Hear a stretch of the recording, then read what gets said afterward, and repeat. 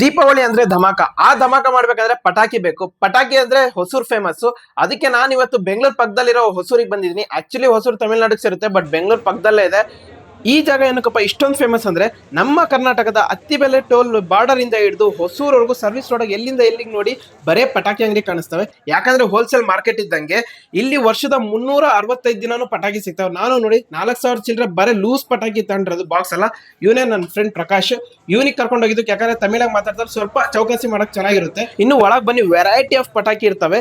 ಇಲ್ಲಿ ನೋಡಿ, ಇದು 10,000 ಶಾರ್ಟ್ಸ್ ಮೀನ್, ಇದು ಸರ ಪಟಾಕಿ. ಇದು ಇಷ್ಟು ದೊಡ್ಡ ಬಾಕ್ಸ್ ಕೇವಲ 1,500 ರೂಪಾಯಿ. ಯಾಕಂದ್ರೆ ಅದು ಸ್ಟ್ಯಾಂಡರ್ಡ್ ಕಂಪ್ನಿ, ಸ್ವಲ್ಪ ರೇಟ್ ಜಾಸ್ತಿ. ನಾರ್ಮಲ್ ಲೋಕಲ್ ತಗೊಂಡ್ರೆ ಇನ್ನೂ ರೇಟ್ ಕಡಿಮೆ ಸಿಗ್ತವೆ. ಅದೊಂದೇ ಅಲ್ಲ, ಇಲ್ಲಿ ವೆರೈಟಿ ಆಫ್ ಪಟಾಕಿಸ್ ಇದಾವೆ. ಇಲ್ಲಿ ಬಂದ್ರೆ ಗೊತ್ತಾಗುತ್ತೆ ಕ್ರ್ಯಾಕರ್ಸ್ ಅಲ್ಲಿ ಇಷ್ಟು ಟೈಪ್ಸ್ ಇದಾವೆ ಅಂತ. ನಾನು ನೋಡಿದ್ದು ತುಂಬಾನೇ ವೆರೈಟಿ ಇದಾವೆ, ಬೇಜಾನ್ ಸಿಗ್ತವೆ. ದೀಪಾವಳಿ ಅಂತ ಫುಲ್ ಧಮಾಕಾಗಿ ಮಾಡ್ಬೋದು.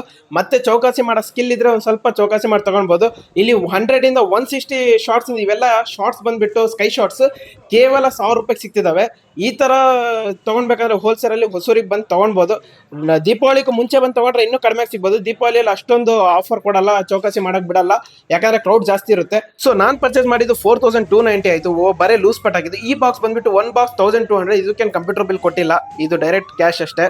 ಈ ಬಾಕ್ಸ್ ಬಂದ್ಬಿಟ್ಟು 75 ಐಟಮ್ಸ್ ಇಂದು. ನೋಡಿ, ತಗೊಂಡೆ. ಈಗ ತಗೊಂಡೋಗೋದು ಕಷ್ಟ ಬೈಕಲ್ಲಿ.